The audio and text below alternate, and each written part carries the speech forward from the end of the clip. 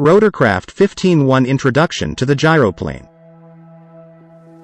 Let's embark on a fascinating journey through aviation history, beginning on January 9, 1923. This significant date witnessed the maiden flight of an extraordinary invention, the Autogyro, crafted by the ingenious Juan de la Cierva. This groundbreaking aircraft brought forth an innovative rotor technology, providing a solution to a persistent challenge faced by those designing rotary-wing aircraft. Introduction to Gyroplane. Cierva's C.4 had a smart rotor that balanced lift, solving a big problem. Then, on April 2, 1931, the Pitcairn PCA-2 became the first certified rotary-wing aircraft in the U.S. They were called Autogyros, later called Gyroplanes by the FAA. Gyroplanes led to unique designs like the Gyrodyne, seen in the ferry Rotodyne in 1958. Models like the McCulloch J-2 and Umbaugh gained popularity in the 1960s and 1970s. Nowadays, gyroplanes use spinning rotors for takeoff and fixed wings for speed. They're loved for being safe, easy to fly, and great for short flights, showing how far they've come from Cierva's C4. Taking a spin through gyroplane variety and evolution. Now, the rotor setup is interesting. Most gyroplanes roll with a single rotor because, get this, no need for an anti-torque device. It's like the superhero of rotor configurations. Counter-rotating blades? Not a big deal, so single rotor it is. And hey, you can have any number of blades on that rotor, but the 2 and 3 blade systems? Super popular. Let's talk about how these things move. You can either be a tractor, engine up front, pulling the aircraft, or a pusher, engine in the rear, shoving it through the air. And the engine itself? Take your pick between the classic reciprocating or the sleek turbine. Back in the day, gyroplanes were like cousins to tractor-configured airplanes. Picture the rotor either replacing or teaming up with the wing. But guess what's generally more nimble? The pusher configuration. Why? 'Cause it puts the rudder in the slipstream of the propeller, making it a maneuvering maestro. Plus, the pilot gets a better view. Win-win. Now, let's talk cool moves. When they nailed down direct control of the rotor head, they birthed the jump takeoff gyroplane. These babies can go from zero to hero, lifting off vertically and smoothly cruising into forward flight. And because gyroplanes are all about evolution, some smart folks decided to keep that direct rotor control but threw a wing into the mix. What does that do? Boosts the forward speed, giving these gyroplanes a bit of extra oomph. So, there you have it. From single rotors to jump takeoffs and the marriage of rotor control with wings. Gyroplanes are basically the trendsetters of the sky. Key components of gyroplanes. Let's break down these flying wonders, gyroplanes. No matter how they're dressed up, they've got some core stuff going on. Picture this. An airframe, a power plant, a rotor system, tail surfaces, and landing gear. Boom, you've got yourself a functional gyroplane. Now, here's the cool part. Some gyroplanes throw in a wing for added flair. It's not mandatory, more like an optional accessory. Some pilots go for it to amp up specific performance goals. So, in gyroplane language, it's like this: airframe, engine, spinning rotor thing, tail stuff, and wheels, the essentials for a dance in the sky. And if you're feeling a bit extra, throw in a wing for a bit of showtime. Have a look at unveiling the components of gyroplanes. That's your backstage pass to the world of gyroplanes. The crucial role of the gyroplane airframe. Think of the airframe as the skeleton of the gyroplane. It's the framework that links up all the other parts.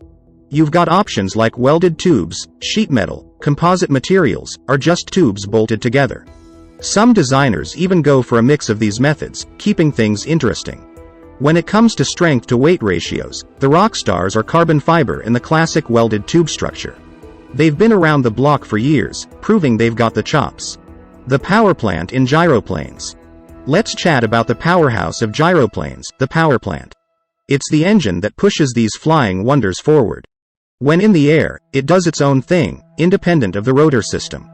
But, here's a cool twist. When on the ground, it can kick in to give the rotor system a spin. Now, these engines come in all flavors: automotive, marine, all-terrain vehicle, and even certificated aircraft engines. If a gyroplane is certified, it needs an Federal Aviation Administration, FAA, certified engine, but those can be pricey. That's why DIY Gyro builders might opt for more budget-friendly options. So, power plant, the muscle behind these airborne marvels. Decoding the gyroplane rotor system. Let's talk about the magic, the rotor system. It's the wizard that lifts and steers the gyroplane through the skies. The most common players in this game are the fully articulated and semi-rigid teetering rotor systems. Now, the teeter blade with hub tilt control is like the rock star in the world of home-built gyroplanes. Picture this: it lets you change the pitch of the rotor blades, and with enough blade inertia and collective pitch change, you can pull off some seriously cool jump takeoffs. The significance of gyroplane tail surfaces. Think of the tail surfaces as the gyroplane stabilizers and steering wheel in the pitch and yaw game. It's a bit like an airplane's empennage, featuring a fin and rudder, or a stabilizer and elevator. Some even go for an aft-mounted duct, wrapping around the propeller and rudder. But here's the twist: not all gyroplanes rock a horizontal tail surface. Now, on certain gyroplanes, especially the ones with a cozy enclosed cockpit, yaw stability can get a bit shaky. Why? Because of that beefy fuselage side area chilling ahead of the center of gravity. Adding more vertical tail surface to fix this is a challenge due to rotor tilt and high landing pitch altitude limits. Some smarty-pants gyroplane designers tackle this by throwing in multiple vertical stabilizers and rudders for that extra dash of yaw stability. Navigating the world of gyroplane landing gear. It's what gives the gyroplane its moves on the ground, and it can come in two flavors: conventional or tricycle. Picture this: conventional gear rolls with two main wheels and one under the tail. Now, the tricycle setup also has two mains but adds a third wheel under the nose. Back in the day, and even in some gyroplane models today, you'd find the cool cats rocking the conventional gear. But as time marched on, tricycle landing gear became the trend for most gyroplanes. Why? Well, it's like the fixed-wing aircraft gang. It gives that ground mobility vibe, something you don't see much in helicopters. Exploring the role of wings in gyroplanes. Let's talk wings in the world of gyroplanes. Now, not all gyroplanes bother with wings, but when they do, it's for some pretty nifty reasons. Wings can amp up performance, offer more storage space, and boost stability. Now, here's where it gets interesting.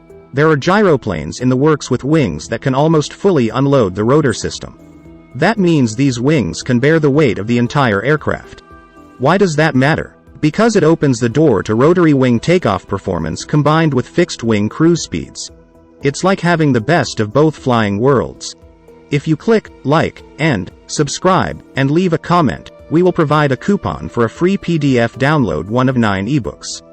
However, each individual can only download up to 1 out of 9 ebooks for free.